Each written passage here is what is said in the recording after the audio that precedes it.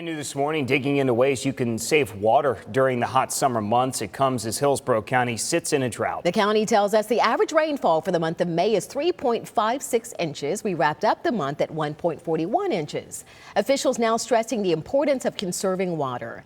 ABC Action News reporter Keely McCormick explains.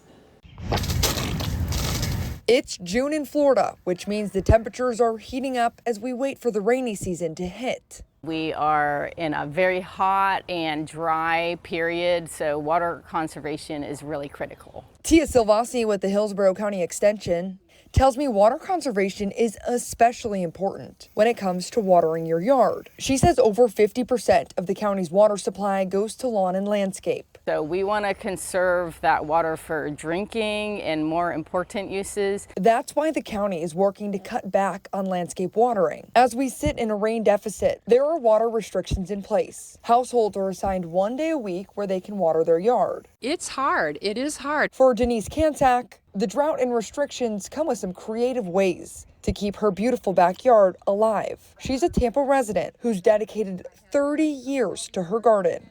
I love the tree. It's just so pretty. She walked me through her yard, pointing out her favorite trees and plants. Kantak grew up in Wisconsin. Now, as a Florida resident, she says her yard gives her a little slice of home. We always had a garden, and my father made sure we were out there, picking the strawberries and the beans and so forth. That's why it's so important to her to keep her plants alive and well during the drought. We know that may be the case for many people in the Bay Area. Silvasi explains the 1 day of watering can actually go a long way. Watering early in the morning is a really good way. She suggests watering early in the morning, adding mulch or compost to plants, and keeping your grass long. She says these will all help the plants retain water longer. Now, another tip, if you're just starting your garden, is to choose drought-friendly plants. This is one of the most drought-tolerant plants. Okay. What is for this? our area. This is a horizontal cocoa plum. And as for your potted plants, she suggests putting them in a saucer. And that will capture the water. A heads up, Silvasi says it is about a $100 fine for people who water their lawn outside of their 1 day a week. She says the county has already given out thousands of dollars of citations so far this year. She expects the watering restrictions to be lifted next month. In Tampa, Keely McCormick, ABC Action News.